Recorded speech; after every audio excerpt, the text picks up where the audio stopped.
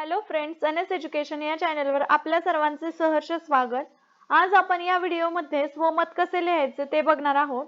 याआधी मी बातमी लेखन, पत्र लेखन यावर व्हिडिओ अपलोड केले आहेत। जर तुम्ही त्या बघितल्या नसतील तर मी डिस्क्रिप्शन बॉक्समध्ये लिंक देते, तिथे जाऊन तुम्ही चेक करू शकता। ओके, तर बघूयात स्वमत।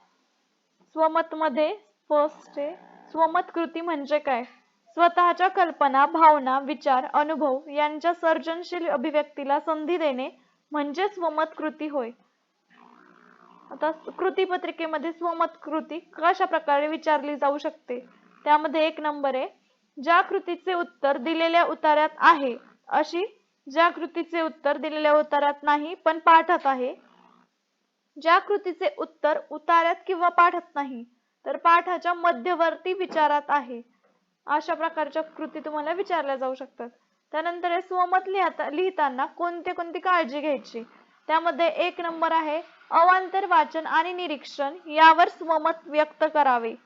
त्यानंतर 2 नंबर आहे, स्वमत लिहिताना मला असे वाटते, माझे असे मत आहे अशा वाक्यांचा उत्तर लेखनात उपयोग करावा। त्याच्यानंतर 3 नंबर आहे, स्वमत आपल्या भाषेत असावे, प्रश्नानुरूप उत्तर आपल्या भाषेत असावे। नंतर 4 नंबर, दिलेल्या कृतीबाबत तुमचे मत लिहावे। दिलेल्या कृतीबाबत तुम्हाला काय वाटते ते मांडावे। विधानाचा समजलेला अर्थ लिहावा। घटनेची सत्यता मांडावी। स्वमत प्रश्नातील आशयाला अनुसरून मुद्देसूद मांडणीतून स्वमत लिहावे। स्वमत लिहिताना 2-3 ओळींचे 3 परिच्छेद असावेत। पहिल्या परिच्छेदात प्रस्तावना असावी। स्वमत सकारात्मक किंवा नकारात्मक असू शकते। दिलेल्या पाठाच्या आशयाला अनुसरून स्वमत कृती आपल्या असल्याने सकारात्मक विचारातच मांडावेत। अशा प्रकारे स्वमत लिहायचं। स्वमत लिहिताना आता ही जी काळजी इथं पॉइंट दिले ते वाचून नीट अर्थ समजून घ्या, तशा प्रकारे स्वमत लिहायचं।